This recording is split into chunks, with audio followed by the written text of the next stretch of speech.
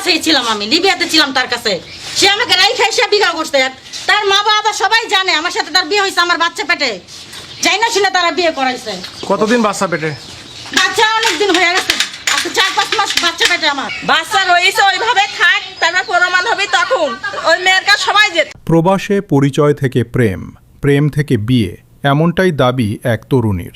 তার অভিযোগ, লিবিয়ায় একসাথে থাকার সময় প্রায় 8 থেকে 9 মাস তারা স্বামী স্ত্রী হিসেবে সংসার করেন। আমি এখন তার যেহেতু তোমার বলে যে ডিএনএ টেস্ট করবে, অবশ্যই করবে, সমস্যা নাই, আমি কোনো ডরাই না, বুঝছেন? এখন বাচ্চা তার পৃথিবীতে আসে নাই, কিভাবে বলবো যে অন্য বেটার বাচ্চাকে নিয়ে আসতে পারতাম এই বাড়িতে? বলেন। হ্যাঁ, আলট্রাসাউন্ড তো অবশ্যই করছি। আচ্ছা, আপনার বাড়িতে যে তো মাদারপুর, আপনার সাথে সম্পর্কটা হয় কিভাবে? আমার সাথে সম্পর্ক হচ্ছে, আমি বাইরেই থাকতাম, তারপরে সে আমাকে লিবিয়াতে নিয়ে চলে গেছিল, ইটালি যাওয়ার কথা বলে। ইটালিতে আমাকে পাঠায় না, তারপর একটা সম্পর্ক হয়েছে, হওয়ার পর সেখানে বসে বিয়ে হয়েছে। বাংলাদেশে কাগজ হয়েছে, মানে ওইখানে 2 জন ছিলাম, আমাদের বিয়ে হয়েছে। আপনার কাবির নাম আছে? হ্যাঁ, অবশ্যই আছে। আপনার দেনমোহর আছে? হ্যাঁ। কত টাকা দেনমোহর আপনার? 5 লাখ টাকা, 6 লাখ টাকা কাবিন। 6 লাখ টাকা? জি। আচ্ছা আচ্ছা। এই বিয়ে দরজা খুলো না কেন? আপনার যে বিয়ে আছে, বিয়ের কাগজপত্র আছে? অবশ্যই, না থাকলে কি এত দূর আসতে পারছি বলেন? আপনার সাক্ষী আছে কাগজে? অবশ্যই সাক্ষী আছে, সেই সাক্ষী তো এখন নাই এখানে। সাক্ষী লিবিয়া পোস্ট আছে, বুঝছেন, জেলখানায়। সেই সময়ই তিনি অন্তঃসত্ত্বা হন। বর্তমানে তার গর্ভে 4 থেকে 5 মাসের সন্তান। তরুণীর ভাষ্য, লিবিয়াতেই তাদের বিয়ে সম্পন্ন হয়, কাবিননামা করা আছে। প্রায় 8-9 মাস ধরে ওর সাথে সংসার করছি লিবিয়াতে বসে, তারপর তো বাড়িতেই চলে আসছে, বুঝছেন? বাচ্চা পেটে কি লিবিয়া থেকে না হ্যাঁ, বাংলাদেশে? লিবিয়া বসে আমাকে গর্ভবতী অবশ্যই রেখে আসছে। আপনার বাচ্চা কয় মাসের? আমার বাচ্চা 4 মাস শেষে 5 মাসে পড়ছে। আপনি লিবিয়াতে আসছেন কবে? লিবিয়াতে আসছে 2 মাস হয়েছে। 6 লাখ টাকা দেনমোহর ধার্য ছিল বলেও জানান তিনি। সন্তানের পিতৃত্ব নিয়ে প্রশ্ন উঠলে ডিএনএ পরীক্ষায়ও রাজি আছেন বলে স্পষ্ট করেন। আমি আমার স্বামী দাবিতে আসছি, আমার সন্তানের পিতৃ পরিচয় দরকার আছে। এর আগেও কি এই বাড়িতে এসেছিলেন আপনি? হ্যাঁ, এর আগেও আমি আসছি, ওরা মাইরে ধরে আমাকে পাঠাইছে। মারছিল কে কে? রহিমা মারছে, তারপরে আজিজুল মারছে, সবাই মারছে আমাকে। রহিমাকে?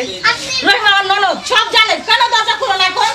তবে স্বামী দেশে ফেরার পর পরিবারের চাপে আচরণ বদলে ফেলেন এবং ধীরে ধীরে যোগাযোগ বন্ধ করে দেন। তার সাথে কথা বলছি, তার বোনের সাথে কথা বলছি, এই রহিমা আপুর সাথে আমি কথা বলছি আপনার মোবাইলে। কল রেকর্ডগুলো আছে? বুঝছেন, উজ্জ্বলের সব রেকর্ডিং আমার কাছে আছে। আমি যেই মেয়ে বিয়ে করছি সেই মেয়ের সাথে পর্যন্ত কান্না করছি ফোনে যে আপু বিয়ে করেন না, আমার পেটে বাচ্চা উজ্জ্বলের। আপনারা তোকে বলে থাকেন আমি লিবিয়া থেকে আসতেছি, কারণ লিবিয়াতে সে ঢোকা যায়, বাইরে হওয়া যায়। এক পর্যায়ে পরিবারের পছন্দে আরেকটি বিয়ে করেন বলেও অভিযোগ করেন তরুণী। বিষয়টি জানার পর তিনি স্বামীর মা, বোনসহ পরিবারের সদস্যদের সঙ্গে যোগাযোগের চেষ্টা করেন। সন্তান আমার গর্বে, কেন মেনে নেবেন আমাকে? বিয়ে করার কালে মনে ছিল না, সন্তান নেওয়ার কালে মনে ছিল না? এটাই কি নিয়ম যে বাচ্চারা জন্ম দিয়ে ফালাই দিবে একটা মেয়েকে? উজ্জ্বলী কি আপনার প্রথম হাজবেন্ড? না, আমার প্রথম হাজবেন্ড আছে, সেটা জানি আমাকে বিয়ে করছে। সেটার সাথে কি সারাসারি ডিভোর্স হয়ে হ্যাঁ, গেছে? সেটার সাথে তো আমার সম্পর্ক নাই, সেটা জানি আমার কাবিনের কাগজের মধ্যে আছে, উল্লেখ আছে, দেখেন না ডিভোর্স। সেটা তো জানি বিয়ে করছে, সেটা তো আর লুকানোর কিছু নাই। প্রথম স্বামী ওনার বাড়ি কোথায়? ওনার বাড়ি ঢাকাতে। ঢাকাতে? হ্যাঁ। ওনার সাথে কিভাবে সম্পর্ক বিয়ে হয়েছিল আপনার? ওনার সাথে পারিবারিক ভাবে বিয়ে হয়েছে। ডিভোর্স হওয়ার কারণ কি? তার ডিভোর্স হওয়ার কারণ কি? পারিবারিক ভাবে কি করছি? আপনি তো হাসছেন কেন? যাবো না, আপনার কথা আপনার বাসার সামনে এসে দাঁড়াইছি। এটা তো আমাদের বাসাই। হ্যাঁ, আমি তোমার গেট খুললাম, আমার ঘরে ঢোকেন না, বলেন। আমার ঘরে তোমার ঘরে আমার তো অনেক খানা আছে, আপনার বাসার সামনে দাঁড়াইনি। আমি আপনার বাসার সামনে দাঁড়াইনি। ভদ্র মহিলা, ভদ্রভাবে কথা বলেন আর এখান থেকে যান। আমরা চিনি না আপনার এখানে উজ্জ্বলের কোনো বাড়ি না, উজ্জ্বলের সাথে এখানে আসেন। আর আপনি কেস করেছেন না? উজ্জ্বলে কেস করেছেন, উজ্জ্বল কোর্টে আপনার সাথে উজ্জ্বলের সাথে কিভাবে যাবো? উজ্জ্বলের সাথে কোর্টে, উজ্জ্বল কোর্টে আপনি কথা বলবেন, কোর্ট আপনার সাথে কথা বলবেন। এমনকি নতুন করে বিয়ে হওয়া তরুণীর সঙ্গেও কথা বলেন, কিন্তু কোনো সমাধান না পেয়ে অবশেষে দেশে ফিরে স্বামীর বাড়িতে অবস্থান নেন। আপনার সাথে কোনো কথা নেই। আপনাদের সাথে কথা বলতে আসছে? এই আপনি উজ্জ্বলে কেস করেছেন না? আপনাদের সাথে কি কথা বলতে কেস আসছে? করেছেন, আপনি উজ্জ্বলের সাথে কথা বলবেন। ওর বাড়ি তো ওর বাড়ি, ওর বাড়ি। উজ্জ্বলের বাড়ি নেই। উজ্জ্বলের বাড়ি নেই এখানে। আপনার বুঝতে এর আগেও সেখানে গেলে তাকে মারধর করে তাড়িয়ে দেওয়া হয়েছিল বলে অভিযোগ তার। যদি আপনাকে এখন এই বাড়ির বউ হিসেবে মেনে না নেয়, সেক্ষেত্রে আপনি কি করবেন? যেহেতু রাত, আর কিছুক্ষণের মধ্যে রাত নেমে আসবে। সেক্ষেত্রে আমাকে পদক্ষেপ নিতে হবে, অবশ্যই নিব না। কেন মাইনা নিবে না? তারা তো জানে সব, আমার শাশুড়ি জানে, আমার শ্বশুর জানে, আমার ননদ জানে, সবাই জানে। আচ্ছা আমি একটু বলি, আপনি যেখানে আসছেন, আপনি যার উদ্দেশ্যে আসছেন, আপনার হাজবেন্ড মানে উজ্জ্বল, উনি কি বিষয়টা জানেন বা ওনার সাথে কোনো কথা? তার কাছে খবর দেওয়ার মতন হাজার মানুষ আমার সাথে যোগাযোগ করে না এখন, বুঝতে পারছেন? এখন কুষ্টিয়ার আলমপুরে স্বামীর বাড়ির সামনে সন্তানের পিতৃপরিচয় ও বৈধ স্ত্রীর স্বীকৃতির দাবিতে অনড় অবস্থানে রয়েছেন তিনি। কতদিন আমার সাথে যোগাযোগ বন্ধ করে দিচ্ছে, সে আরেকটা বিয়ে করে সেই বউ নিয়ে চলে গেছে। আপনার সাথে যোগাযোগ বন্ধ কতদিন? 2 মাস ধরে কথা হয় না আমার সাথে কোনো। 2 মাস ধরে? হ্যাঁ। খোঁজ খবর নেয় না? না, আমার কোনো খোঁজ খবর নাই। কি বলে? আমাকে সব জায়গা থেকে ব্লক মেরে আপনার সাথে 2 মাস আগে যেহেতু কথা হয়েছে, হ্যাঁ। তখন কি বলেছিল?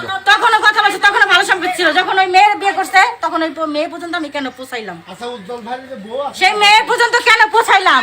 সেই কারণে আমার সাথে যোগাযোগ বন্ধ করে দিচ্ছে। তার বক্তব্য, ন্যায্য অধিকার না পাওয়া পর্যন্ত সরে যাবেন না। এটা আমার কাবিনের কাগজ, ছবি ওই যে দেখছি দেখছেন আপনারা? এটা আমার কাবিনের কাগজ বানাই নিয়েছি। তাহলে মনে হয় সে কোনো জায়গায় বানাই দিয়ে দেখেন, ডকুমেন্ট ছাড়া আসি না এখানে। আলমপুরে সবাই কম বেশি জানে উজ্জ্বলের ওয়াইফ আছিল যে লিবিয়াতে। বাচ্চা রয়েছে ওইভাবে থাক, তারপর প্রমাণ হবে তখন ওই মেয়ের কাছে সবাই যেত। সে তো বাইরে যে মহিলা বাইরে বেড়ায়, তার সাথে কত কিছু হয়। আপনার সাথে ছিলেন? উজ্জ্বল কি হয়? হ্যাঁ, আপনার সাথে ছিলেন, তাহলে তো আপনার কাছেও গেছে না, আপনি ওখানে কথা ভালো করে বলবা। বিয়াদব মহিলা। হ্যাঁ, আপনার মেয়ে হয়ে বিয়াদব মহিলা। কথা ভালো করে না, সে একটা মেয়ে হয়ে কথা বলে না। আচ্ছা একটা ভদ্র ভাই বলে তারা জানি তার কাছে কিছু না, বিয়াদব মহিলা আছে না, দেখছেন? না, আমি কোনো ব্যাটার কাছে গেছি না। এটা আমরা তো শুনি না, আজ আসি এটা আসি। অন্যদিকে স্বামীর পরিবারের দাবি, বিষয়টি আদালতেই মীমাংসা হবে। না না, বিয়াদব একদম বিয়াদব। আচ্ছা আচ্ছা, আপনি কি তখনও এই স্বামীর দাবি নিয়ে আসছিলেন? হ্যাঁ, আমি তো স্বামীর দাবি নিয়েই থাকবো না।